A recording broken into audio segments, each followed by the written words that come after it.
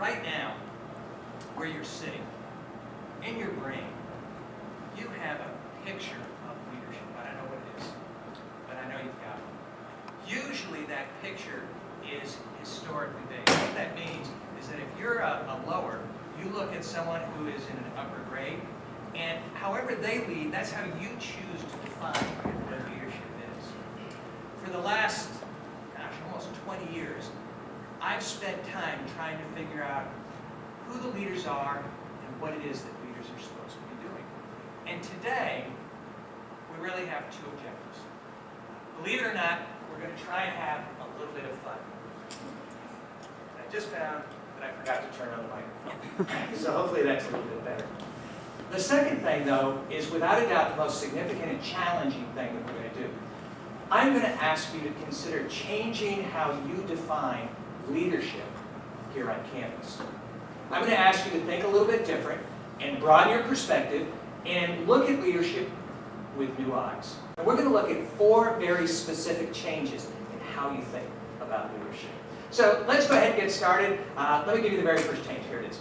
Almost always, when we have the time and I go out on campus and I interview students, I will ask them this question: who are the leaders on campus?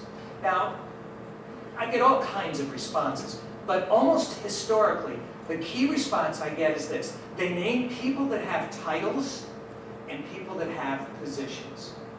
Susan's a leader. How do we know that? She's a proctor. Seth is a leader. How do I know that? Well, it's easy. Seth is the captain of the football team, whatever it is. But here's the problem, and here's the challenge that we've come to understand. How many of you in here have ever seen someone that had a title and had a position, and they pretty much did nothing? Conversely, how many of you in here have ever known someone, they had no title, they had no position, and they were doing everything? So the difficulty is if you say the only people on campus that can lead are the people that have a title or people that have a position, and they're not doing anything, here's what happens: nothing gets done. So today, the very first change I'm going to ask you to make is this. I want you to say that leadership on campus is not defined by a title. People will not identify who you are and what you do by the title or position that you hold. However, leadership is defined by the actions that you take. It's defined by the choices that you make. And whatever choice you make, that's how people are going to see it. Let me give you the second change. Second change is significant because it has to do with what your responsibility is as a leader. And I always get in trouble with the dean's office when I do this, because almost always when I talk with the deans, I say, what do the leaders do? And they start listing for me tasks. And by the way, if you're in the improv group, there's things that you have to do. If you're a proctor, there's things that you have to do. But here's the problem. Tasks, almost fundamentally, are a definition of management. I'm going to suggest that as a leader, you have a different responsibility. Here it is. Your job as a leader is to influence populations.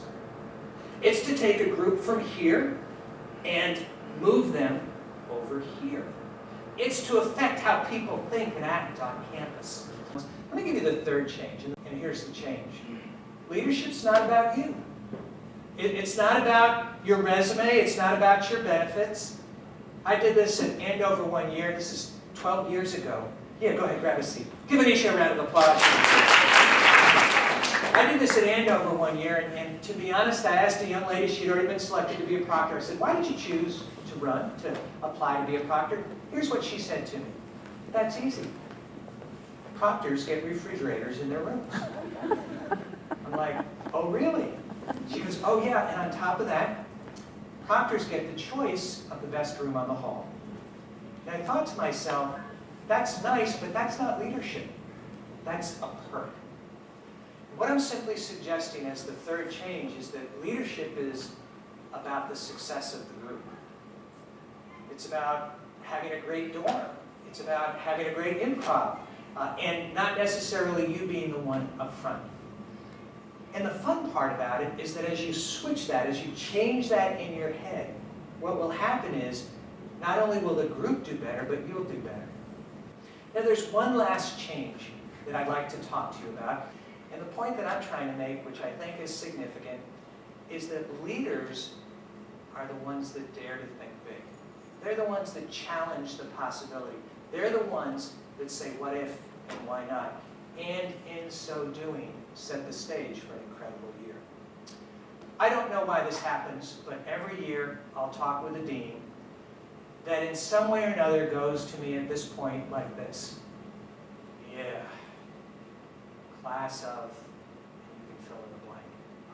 At Groton, it was the class of '85.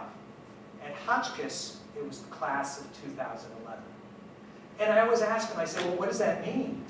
And for some reason, what they have found is that in every class, not in every year, but in some years, there's somebody that steps up. There's a group of people that step up. And they set their goals and their objectives higher than they've ever set before. And what ends up happening is it impacts the entire school. It's a different way of looking at what your job is as a leader. It's about choices, it's about influence, it's about working together, but ultimately, it's about setting the bar higher than it's ever been set before. And the great part is that you guys get to do that.